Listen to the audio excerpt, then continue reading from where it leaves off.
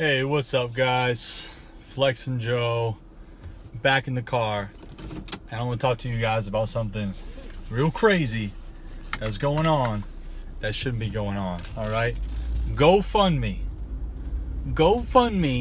is not. I repeat, the thing you should be using if you are an athlete looking to pay your way through your training or your competition or whatever. Like, GoFundMe is digital panhandling, okay?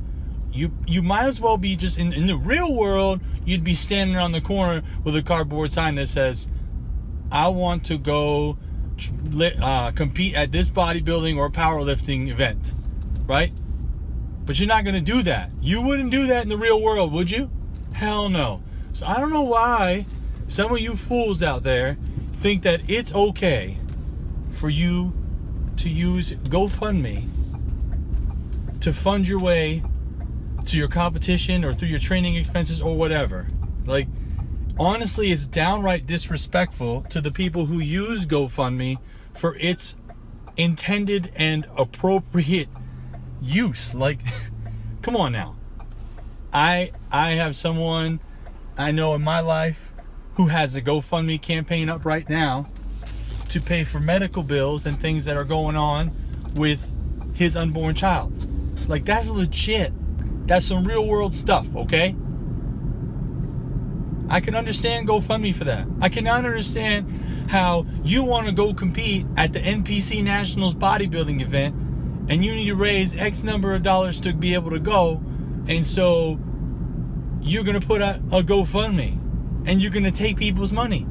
Like, come on, seriously? Like, that's ridiculous. Competing, at least in bodybuilding, is expensive. Training for most sports is expensive, okay? Like, I give you an example. I'm doing 2 shows. So the first show is in New York. I live in Maine. It's a 5-hour drive. So that means that I'm going to drive down on Friday and I'm going to drive back on Sunday. I need a hotel Friday night, Saturday night, all right? Now, I have 2 friends that are going to come with me to the show, and we're going to split a room. So really I only got to pay for one night because they're going to pay for one night, which is very nice of them because they're coming. But if they weren't coming, I'd be stuck paying for 2 nights anyways, okay? Okay. But it might be a little less because I probably get a smaller room, but whatever. We don't need to split the details, okay? So there's that. My competition fee alone for that show, because I do bodybuilding and classic physique, it's $90 a class.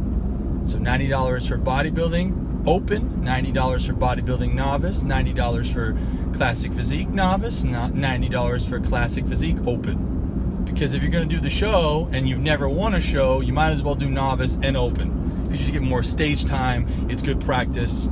And frankly, you don't know who's going to show up. You might as well just do it. You're already there, okay?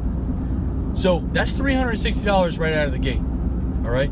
But my posing trunks were like $35 for both sets. This is $70. Now we have $430. Okay, keep up. NPC cards another $125. Now we're at $555. That's before the hotel. That's before gas. That's before tolls. That's before food. Because I mean, I'm going to have a cheat meal after that show, even though I got another show the following week. I'm going to have a cheat meal.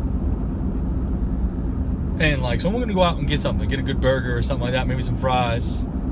I can see it already. Probably a donut. If I can find a good local place that has donuts. I'm not going to get a Dunkin' Donuts donut. It is not worth it. Or Krispy Kreme. I mean, this is, whatever. You can get a glazed donut anywhere. But look, like that. So that's $555 before the hotel, before any of that. That's a lot of money. That's just if I was doing one show. Now, if I don't win either novice class, right? And I'm not saying I'm going to win. I'm just saying, like, if I won a novice class, either one or whatever at the first show, I don't think I can do novice class at the second show. That's the way it goes. You can't do it if you win a show. All right?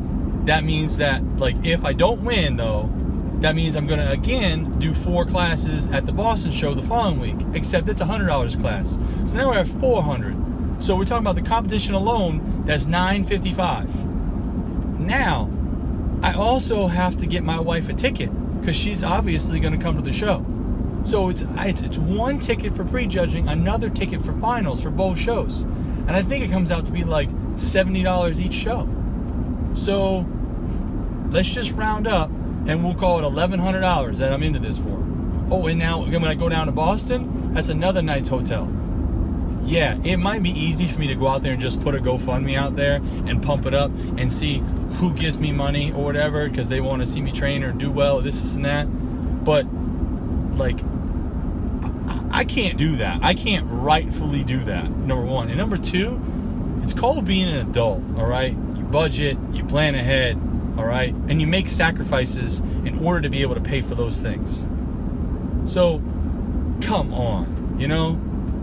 Like, maybe you should be thinking about, oh, well, do I really need to have cable TV before you go on and set up a GoFundMe?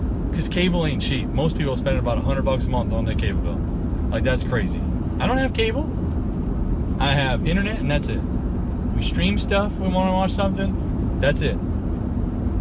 So you gotta make the right choices, and of course you want to be able to manage your money properly. But at the end of the day, under no circumstances should you be using GoFundMe for anything like that. It's honestly, it's disgraceful to the rest of the people who participate in your sport or your activity, or people that you know. Like, people may not say it to your face, but everybody's going to be like, come on, really? You're trying to raise money for what? Come on. Let's be realistic here. I'm sorry, like, that's my rant, you know what I mean, for the week. And maybe it's more of an aggressive rant because I'm prepping. And I woke up hungry at 3 a.m. this morning, and I had a hard time. It took me 2 hours to fall back asleep. So maybe I'm a little bit cranky in this rant, but it needed to be said. Like, you should not be using GoFundMe. Athletes should not do that. It's crap. So, and if I knew you personally, like, if I don't go on GoFundMe, but if one of my Facebook friends posts a GoFundMe, I'm going to hop all over that. And be like, seriously? You need to GoFundMe for this? Especially if you're driving a nice car and you got a truck too, you know, or you just went on some fancy vacation, you know, that type of stuff. Like, come on. Let's be realistic here. And let's also be realistic. You don't should be raising money just because you're going down there for the experience. Like, if you don't stand a good shot at winning, like, you're wasting everybody's time and money.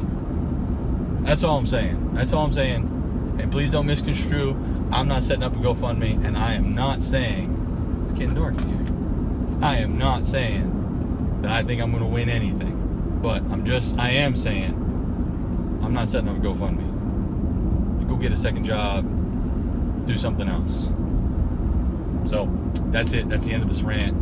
Appreciate you guys for watching. I want your opinions though. Comment down below. Don't forget to like and subscribe. Well, Aubrey told you in the last video that you gotta like and subscribe. She told you from the back seat. Don't let her down. I'll see you guys later.